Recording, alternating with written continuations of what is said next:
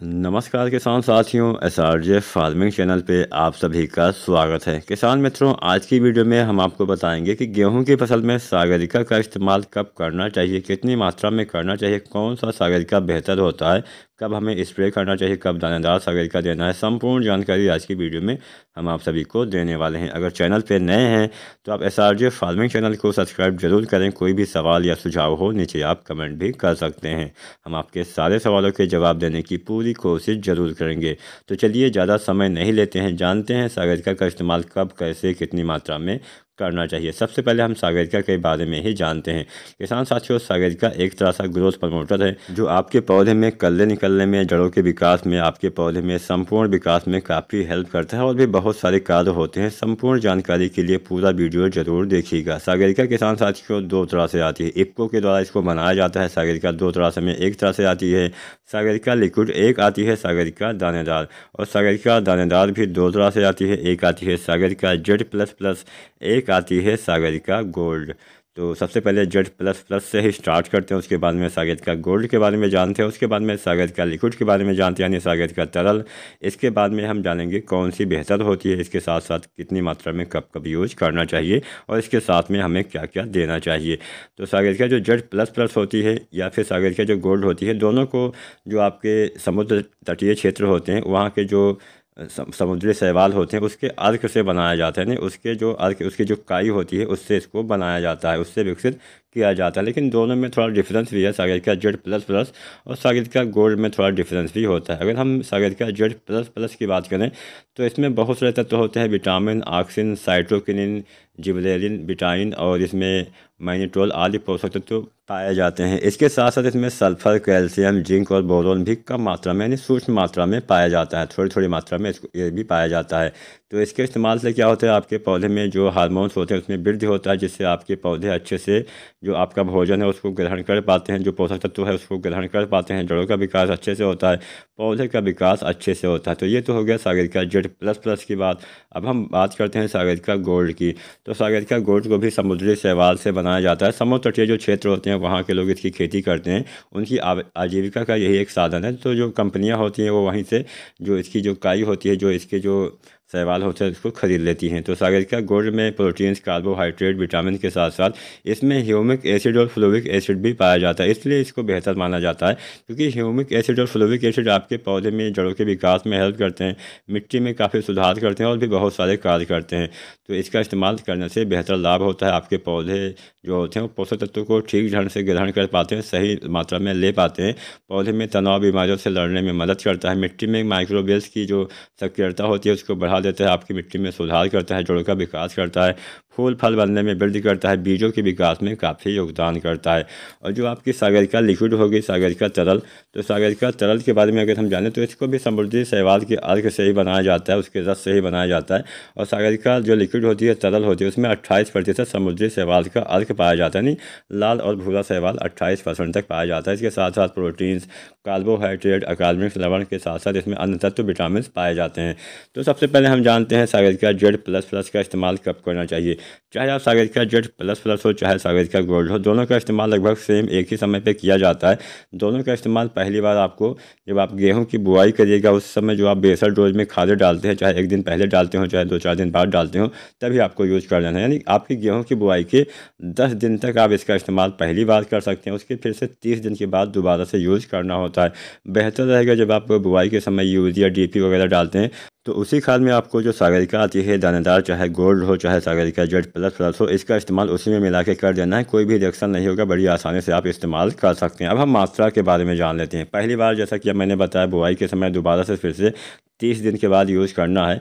तो मात्रा की अगर हम बात करें तो मान लीजिए 10 kg मात्रा आपको लेनी है दोनों की, चाहे आप सागरिका Z++ डालें चाहे सागरिका गोल्ड, दोनों की लगभग 10 kg मात्रा प्रति एकड़ की दर से आपको यूज़ करना है। हर बार 10 kg ही यूज़ करना है, उसको आपको 2 बार देना है। 10 kg आपको देना है बुआई के समय या फिर 10 दिन के अंदर, उसके ठीक 30 दिन के बाद दोबारा से यूज़ करना चाहिए। अगर मेरे हिसाब से सही तरीका मैं बताऊँ कि कब आपको यूज़ करना है, तो पहली बार आप बुआई के समय जब आप खादें डालते हैं उसमें मिला के डाल दीजिए। दोबारा से जब आप पहली सिंचाई कराते हैं तो पहले सिंचाई करने के बाद फिर से आपको इसकी लगभग 30 दिन पे फिर से आपको डाल देना चाहिए।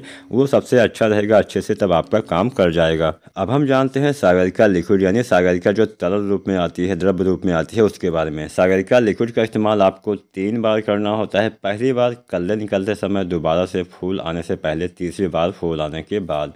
तो कल्ले निकलने का समय भी मान लीजिए पहले सिंचाई के बाद ही स्टार्ट होता है। तो जब आप गेहूं की फसल में पहले सिंचाई करें तो आप 30 दिन या 35 दिन पे आपको इसका इस्तेमाल कर देना है। उसके बाद में फिर से आपको जब बालियाँ निकलने वाली होती हैं तब इस्तेमाल कर लीजिएगा। फिर से आपको फिर से उसके बाद में यानी तीसरी बार आपको फ्लावरिंग की स्टेज के बाद आपको यूज़ करना होता है। लेकिन मेरे हिसाब से केवल 2 बार इस्तेमाल करिएगा। पहली बार आप कलर निकलते समय, दोबारा से बालियाँ आने से पहले इस्तेमाल करेंगे तब भी आपको इसका बेहतरीन लाभ मिलने वाला है, तब भी अच्छा लाभ आपको मिल पाएगा। अगर हम सागरिका जो आती है लिक्विड, इसकी मात्रा के बारे में जानें तो इसकी आपको 250 से 500 ml मात्रा तक यूज़ करनी है प्रति एकड़ के हिसाब से, यानी 2.5 से 5 ml प्रति लीटर पानी के हिसाब से भी आप यूज़ कर सकते हैं। अगर आपका खेत कम है तो 2.5 से 5 ml प्रति लीटर पानी के हिसाब से आपको सागरिका लिक्विड का इस्तेमाल करना है, तब भी अच्छे से काम कर जाएगा। अब हम इसकी प्राइसिंग के बारे में जान लेते हैं। लगभग सागरिका जो Z++ आता है 415 से स्टार्ट होता है। अब हो सकता है कुछ पैसे यहाँ पे कुछ रुपए बढ़ भी गए हों, लेकिन मैंने जब चेक किया था तो 415 रुपये के आसपास दिखा रहा था।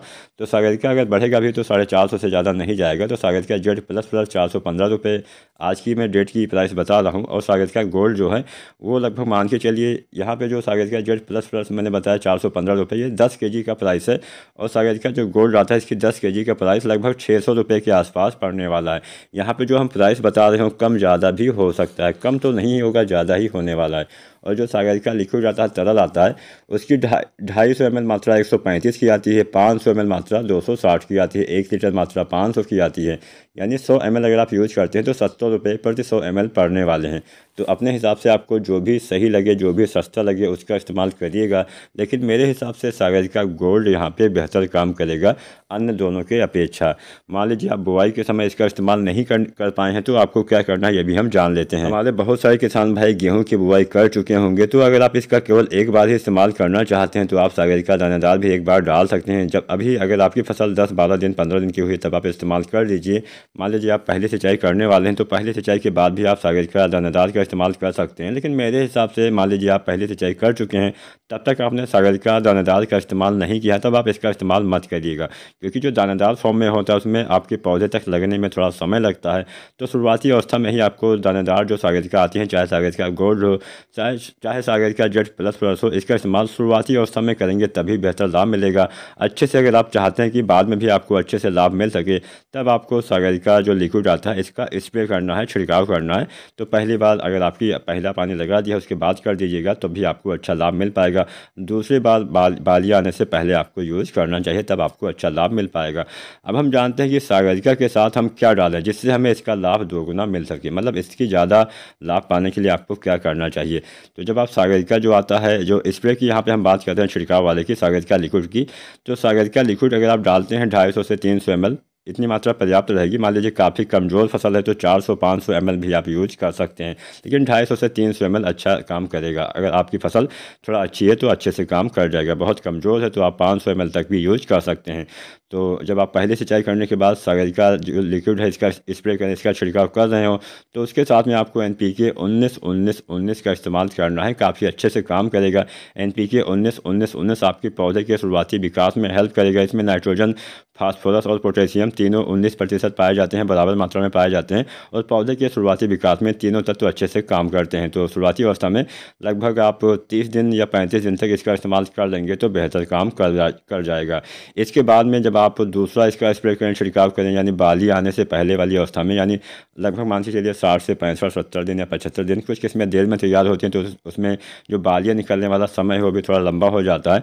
तो ऑन एवरेज 60 से 70 दिन का हम यहाँ पे समय आपको बता रहे हैं, फिर भी आप अपने हिसाब से देख लीजिएगा, 10-5 दिन का जो समय है वो आगे पीछे हो सकता है। तो जो सागरिका लिक्विड है इसकी दूसरी मात्रा आपको बाली आने से पहले जब आप यूज़ करिए तो इसके साथ में आपको जो NPK आता है 0 बाउंड 34 इसका प्रयोग करना है। इसके इस्तेमाल से बालियाँ अच्छी आएंगी, हेल्दी आएंगी, अच्छे अच्छे से आपको उत्पादन मिल पाएगा। और इसके साथ में आप चाहें तो बोरोन का भी इस्तेमाल कर लीजिएगा। बोरोन के इस्तेमाल से भी बेहतर लाभ मिलता है। पॉलिनेशन अच्छे से होता है, जिससे आपके समस्त दाने का भराव अच्छे से होगा, दाने में वजन बढ़ेगा, दाने में चमक आएगी, दाने में एक नई जान आ जाएगी। तो बोरोन जो आता है 20% वाला, इसकी आपको 100 से 150 ग्राम मात्रा यूज़ करनी है। और NPK यहाँ पे आपको 1 से 1.5 kg ही यूज़ करना, चाहे आप NPK 19-19-19 डालें, चाहे आप NPK जो है 0.34 डालें, कोई भी आप NPK डालें 1 से 1.5 kg NPK डालना है, 100 से 150 ग्राम बोरोन डालना है। और आपको यहाँ पे सागरिका 250 से 300 ml मात्रा प्रति एकड़ के हिसाब से यूज़ करेंगे, बेहतर लाभ मिलेगा, अच्छे से कल्ले आएंगे, अच्छे से बढ़वाल होगी, अच्छे दाने आएंगे, बाली अच्छी आएंगी, अच्छा उत्पादन किसान भाइयों आपको मिल पाएगा। वीडियो पसंद आई हो लाइक ज़रूर करना। धन्यवाद।